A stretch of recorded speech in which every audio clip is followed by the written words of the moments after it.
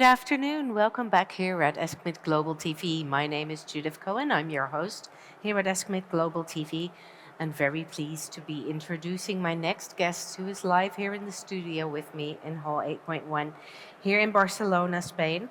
And my next guest is no one less than one of this year's keynote speakers at the Congress. I have Professor Nicola Segata from the University of Trento with me in Italy. And you are very close to delivering your keynote lecture at this year's ESCMID Global on the topic New Frontiers in Microbiome and Human Health. Yes. That's a very interesting topic. Already starting to feel the pressure a bit. Yeah. Well, hopefully not for your interview here at ESCMID Global TV. This is just the warm-up round. Yeah, so you've been studying the human microbiome for quite a while, I understood, with computational metagenomic approaches. Correct. So I'm a computer scientist. So Yes. I only did computer science until the end of my PhD. That was a while ago.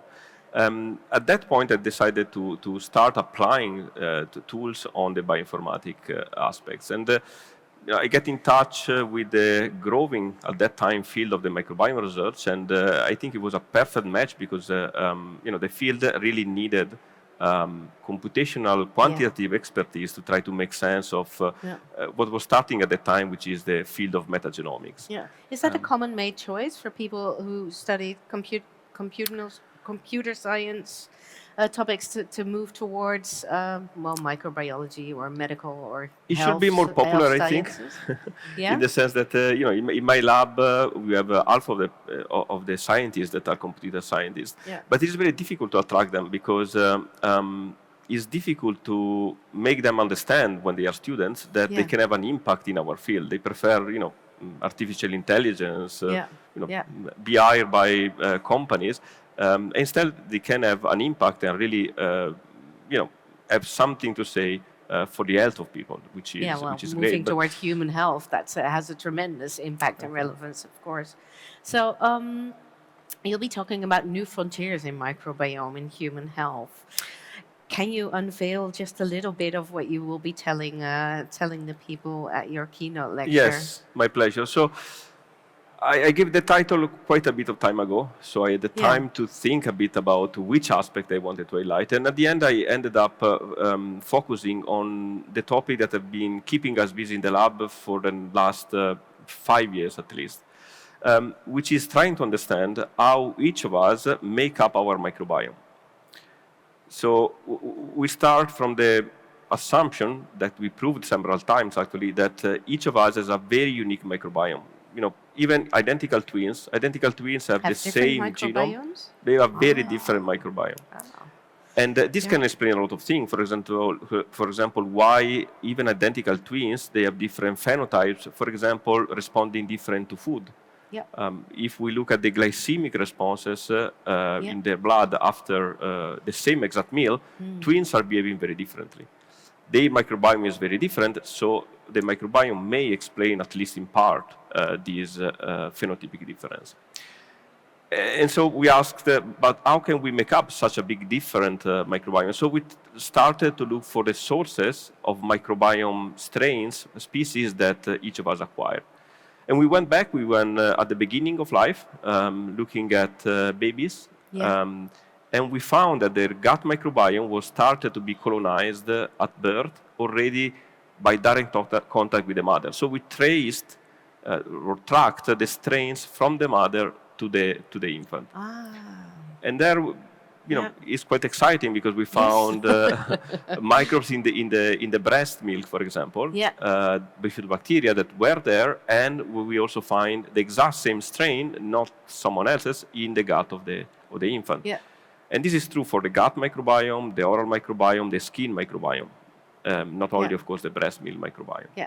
Do you see an hereditary effect of the microbiome? So a child of a certain mother will have a lot of similarities in their microbiome, but they also have their own unique. Yes. So is it more both environment and So for sure, the mother is imprinting the microbiome of the baby at birth, no? But then the baby, as an adult, will have a completely different microbiome. So we also looked for other sources, as you said, the environment. The environment may mean food, for example. Fermented food is eating live bacteria. And so we sequenced, as a part of a big project, European big project, more than 2,000 different foods to find the bacteria on those foods. And then we try to see whether there was overlap between the microbes in the food and the microbes in the gut. And there is a little bit, but it's not huge. For example, there is dairy products with a lot of lactobacillus or bacteria that we found in the gut, but they are not a huge amount. And so we look for other sources, and other sources are our social contact. So 95 more of the species that we have in the gut cannot live in the environment. They have to live in the gut of other persons. Oh. And so, it may seem gross, but we are continuously exchanging. How do we transmit from one to another? That is still a big question. Is that it's the same. Oral? Probably everything, like pathogens. No, we know. In a family, once the pathogen arrives in the family from the kid that they take care, for example, you will have it in the family. But does have to go through the oral route? Get into we the gut. think so. So with metagenomics, we wanted to explore the extent to which there is transmission. Now we need to understand what are the routes. But for sure, we found that two persons that are starting to live together at the beginning, before starting to live together, they have usually no strains in common. So completely unique microbiomes. After 2 years or so, they will have 15-20% of the microbiome, which is completely shared. Wow. And this doesn't need to be partner, just can be students in the same room. Just a housemate. Sharing the same physical. Yeah. And so I think it's fascinating because this means that our social interactions are somehow impacting also our microbiology, and so at the end also our biology, our even disease risk to some extent, because we know that the microbiome is linked with disease. And you make use of computational models to find these sources? Yes, so we use two main tools. The first one is metagenomics, so we sequence the overall content of a sample via untargeted sequencing. This is the first part. It's not extremely easy, but it's pretty now standardized. What is difficult is to interpret this huge amount of data, because we sequence something like 50 million short reads per sample, so we need to make sense of that. So it's too much for a human brain. Exactly. So in the last 10 years is what we did. We went from saying there is a phylum, a bacteria, species, and then we arrived to the level of the single strains, so the single constitutive building blocks of our microbiome. And when you arrive at that level, it's like having a genotyping of the single organisms that you can then treat as we treat, for example, isolate sequence of pathogens. Because we know very well, for example, how to trace the spreading of a pathogen inside an hospital, for example. We wanted to do the same with bacteria in our gut without the need of cultivating each single microbe. And the gut microbiome is involved in many aspects of human health, right? Not just infectious diseases, you're at the Congress for infectious diseases, obviously in clinical microbiology, but also all kinds of other diseases. Is that something you are also focusing on, or are you focusing your research on the computational model and improving that so it can be applicable in various health? That's a great question. So, primarily we study how to exploit metagenomics, but then we apply it. Of course, we applied in several fields with the help of scientists in that field. So we study, for example, the role of the microbiome in cancer. There are several lines of research there. For example, we studied quite a lot the link between colorectal cancer and the gut microbiome. And we found that you can actually use the stool microbiome, so the sequencing of the stool material, to screen for the presence of colorectal cancer. This works pretty well. We have several papers on the topic. But there is more. For example, there is a lot of excitement about using the microbiome as a way to improve immunotherapy for several cancers, for melanoma, for example. And we don't know a lot there. There are several indications that the link is there, that there are several pathways through which this can happen, but it is still widely unexplored. Yeah. But at the same time, you can act on it, no? Because there are studies, for example, applying fecal microbiota transplantation, which, coming back to the original topic, is kind of a artificial transmission of microbes that are having an impact on the response to immunotherapy for melanoma again. So there is that, in which we are keeping us busy with a lot of oncologists, and then a lot of studies we are doing on the link between microbiome and nutrition on one side and cardiometabolic health on the other side. And here is the other challenge, because when you go deep into the side of the microbiome, you have a lot of high-resolution descriptions of the microbes that are there. And to make sense of them, given the huge variability of the microbiome, you need very large sample sizes.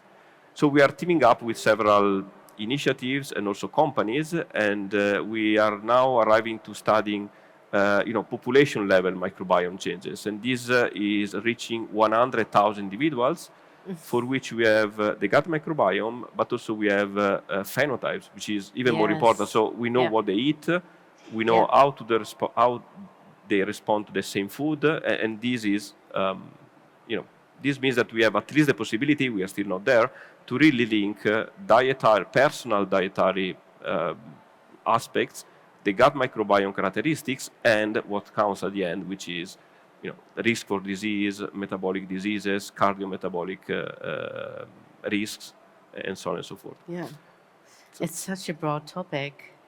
Yes, I think it has so many broad applications. You can almost apply it on it's true. It's the power of the tool, no? Because the tool, we applied it on ancient mummies, for example. So we went back in time. Now we can know the microbiome of the Iceman. The Iceman is a 5.3 thousand years old mummy found close to where we live, in between the border between Italy and Austria.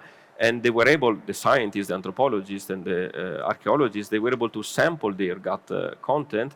We sequence it, and then we had now an understanding about the microbes that were there at that time. And so indeed, it's a tool that went from computer science to humans and healthcare sector to mummies.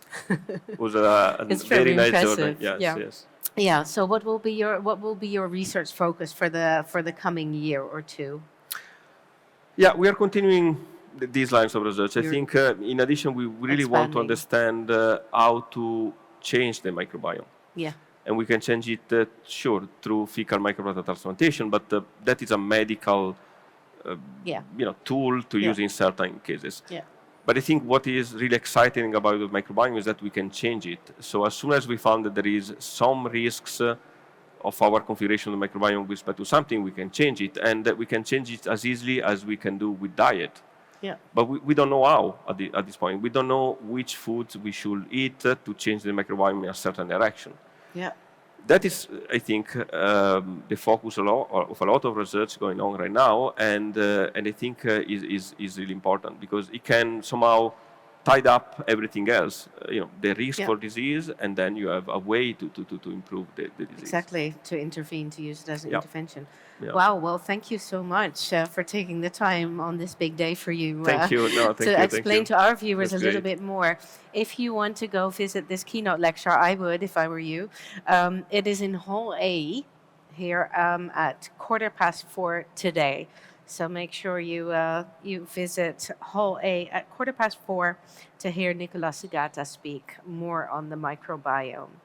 Thank you so much for watching us for now. We will be back at 3 o'clock when we will be having an interview on AMR, antimicrobial resistance in low and middle income countries, and the use of a mini lab and how that helps with combating AMR in the low middle income countries. So tune in at 3. I hope to see you then.